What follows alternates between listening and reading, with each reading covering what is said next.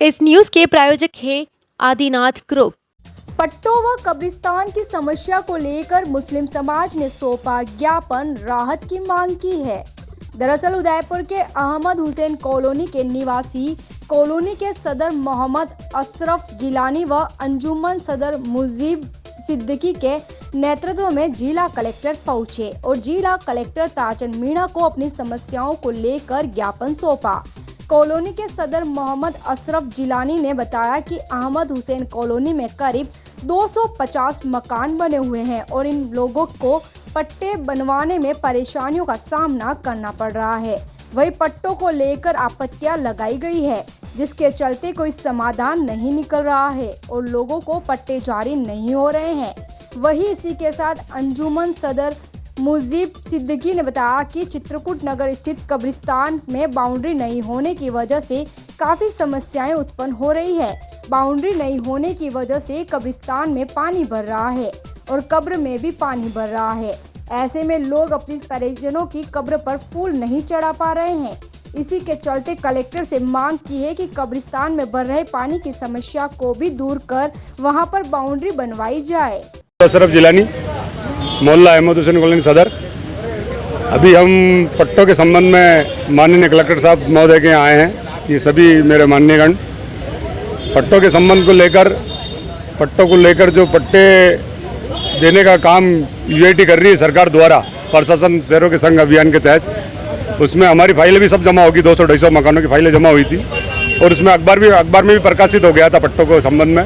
लेकिन यूआईटी अधिकारी बार बार हमें चक्कर देते हैं कि आपके पट्टों के संबंध में आपत्तियां लगी थी। तो हमने कहा यूआईटी सचिव को बोला कि साहब इन आपत्तियों का निस्तारण करा जाए।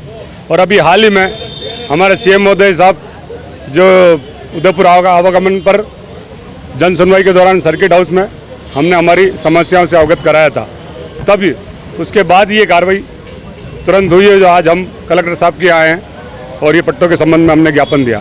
चाहता हूँ कि इसी अभियान के तहत जो 30 सितंबर को ख़त्म हो रहा है, हमें हमारे पट्टे दिलाए जाए।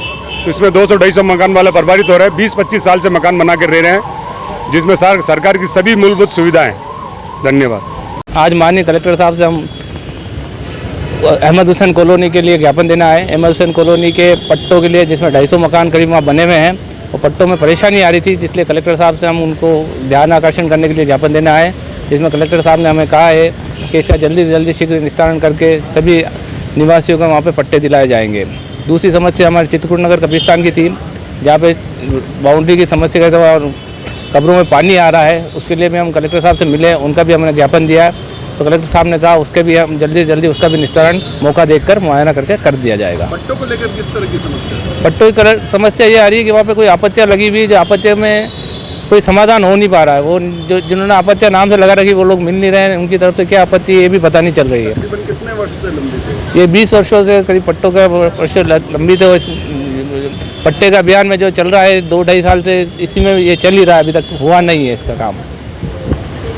मैं सैयद अब्दुल करीम दीवान, बिलाली मुस्लिम वेलफेयर सोसाइटी उदयपुर संस्थापक।